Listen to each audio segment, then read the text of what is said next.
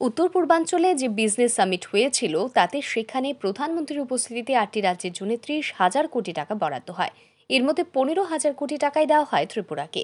বিনিয়োগকারীরা রাজ্যে বিনিয়োগের ক্ষেত্রে এই বিষয়টি নিশ্চয়ই দেখবেন। বুধবার আরকে নগরে সিজা হাসপাতাল আগরতলার ভিত্তিপ্রস্তর স্থাপন অনুষ্ঠানে এই কথা বলেন মুখ্যমন্ত্রী ডাক্তার মানিক সাহা। খয়েরপুর বিধানসভা কেন্দ্রে আরকে নগরে গড়ে উঠতে চলেছে একটি সুপার স্পেশালিটি হাসপাতাল। বুধবার আগরতলায় সিজা হাসপাতালের ভিত্তিপ্রস্তর স্থাপন অনুষ্ঠান হলো। সেখানেই বক্তব্য রাখতে গিয়ে রাজ্যে বিনিয়োগের যে উৎকৃষ্ট পরিবেশ রয়েছে সেই তথ্য তুলে ধরেন মুখ্যমন্ত্রী বলেন, কিছুদিন আগেই উত্তর পূর্বাঞ্চলে যে বিজনেস সামিট হয়েছিল তাতে প্রধানমন্ত্রী 8টি রাজ্যের জন্য 30,000 কোটি টাকা বরাদ্দ করেন। এর মধ্যে 15,000 কোটি টাকাই দেওয়া হয় ত্রিপুরাকে। বিনিয়োগকারীরা রাজ্যে বিনিয়োগের ক্ষেত্রে বিষয়টি নিশ্চয়ই দেখবেন। এই প্রকল্প যেন সঠিকভাবে সম্পন্ন হয় তার জন্য তিনি এলাকার বিধায়ক রতন চক্রবর্তীকে দায়িত্ব দেন। মুখ্যমন্ত্রী বলেন, যেখানে সিজা হাসপাতাল গড়ে উঠতে চলেছে সেই জায়গাটি ছিল প্রাণী সম্পদ বিকাশ দপ্তরের। নতুন এই হাসপাতালটি গড়ে উঠলে স্বাস্থ্য ব্যবস্থায় একটা সহযোগী ব্যবস্থা পাওয়া যাবে। মুখ্যমন্ত্রী এদিনও তার বক্তব্যে রাজ্যের রোগীদের বহিরাজ্যে চিকিৎসার জন্য যাওয়ার ব্যাপারে নিজের আপত্তির কথা প্রকাশ করেন। তিনি বলেন, বর্তমানে বিনিয়োগকারীরাও ত্রিপুরায় বিনিয়োগের কথা ভাবছে, আর এটা একমাত্র সম্ভব হয়েছে রাজ্যের শান্তির পরিবেশ রয়েছে বলেই। দিন দিন তাদের আগ্রহ বাড়ছে।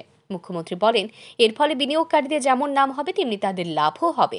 পাশাপাশি রাজ্যে কর্মসংস্থানের ব্যবস্থা হবে। এতে করে রাজ্যের প্রসার ও বিকাশ দুটোই ঘটবে। এক্সপার্টিসকে আপডেট করা সেটা প্রয়োজন। এত সব সুপার স্পেশালিটি আমরা করছি, আমাদের এখানে 9টা সুপার স্পেশালিটি আমরা স্টার্ট করেছি।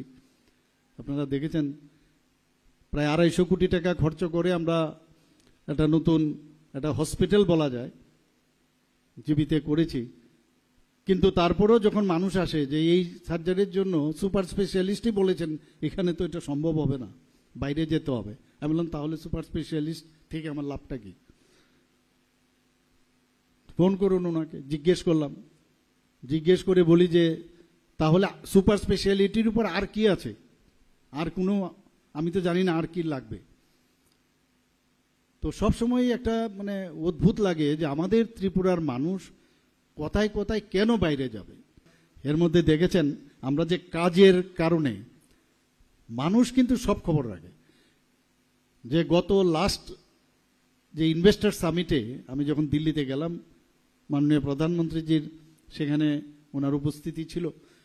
নর্থ ইস্টের যে বিজনেস সামিট হয়েছিল সেই সামিটে প্রায় 30,000 কোটি টাকার একটা মৌ সেখানে হয় পুরো নর্থ ইস্টের, অষ্টলক্ষ্মী 8টা। সেই জায়গায় আউট অফ 30,000-এর মধ্যে ত্রিপুরার জন্য 15,000 কোটি টাকার উপরে সেখানে মৌ হয়েছে। ভাবুন, এটা কিন্তু এমনি যারা ইনভেস্ট করবে ওরা 10 বার চিন্তা করবে আমি যে আমার পয়সাটা সেখানে লাগাবো সেখানে শান্তি আছে কিনা, সেখানে প্রপার সেই গাইডেন্স আছে কিনা, ইজ অফ বিজনেস আছে কিনা। তো তবেই তো মানুষ এতগুলো আমাদের মৌ করেছে। তারপরও মৌ যে করেছে তার জন্য আমি নিয়মিত যে কারা কারা মৌ করলো দেখালাম, মৌ হয়েছে, কাজের কাজ কিচ্ছু হলো না। তো এটাকে ফলো আপ করা, ম্যাটেরিয়াল গ্রাউন্ডে নিয়ে আসতে হবে। আমাদের সত্যি আমি খুশি যে আজকের সিজা হসপিটাল এখানে ওনারা কাজ শুরু করছেন। আমি আশা করি যে ওনারা যা যা এখানে বলেছেন যদি আগামী দিন এই কাজটা ওনারা সম্পন্ন করেন তাহলে ত্রিপুরা রাজ্যের মধ্যে যে হেলথ কেয়ার সিস্টেমের মধ্যে যে একটা গ্যাপ নর্থ ইস্টার্ন জোনের মধ্যে আছে সেই গ্যাপটা কিন্তু অনেকটা ফুলফিল হবে। আমরা প্রতিদিন এই হেলথ নিয়ে কথা বলছি, এডুকেশন নিয়ে কথা বলছি। আমাদের যে ত্রিপুরার এতগুলো যে ট্যুরিস্ট স্পট আছে আপনারা জানেন, এর মধ্যে 6টা জায়গার মধ্যে আমাদের কিছুদিনের মধ্যেই ট্যুরিস্টকে নিয়ে তার ডেভেলপমেন্টের জন্য যে প্রোমো ট্যুরিজম যে অনুষ্ঠান সেটা করছেন। এখানে বাইরের থেকে অনেক লোক আসবেন। তো আমরা সব দিকে সব কটা ডিপার্টমেন্ট, এগ্রিকালচারই হোক, আজকে খেলাধুলার জগতে এতগুলো আমরা খেলাধুলার ফিল্ড, সিনথেটিক টার্ফ ফুটবল, জাতি জনজাতি এলাকা সব জায়গায় আমরা করছি। তো সব দিকে আমাদের ইচ্ছে আছে যে ত্রিপুরা একটা সত্যিকার একটা মডেল।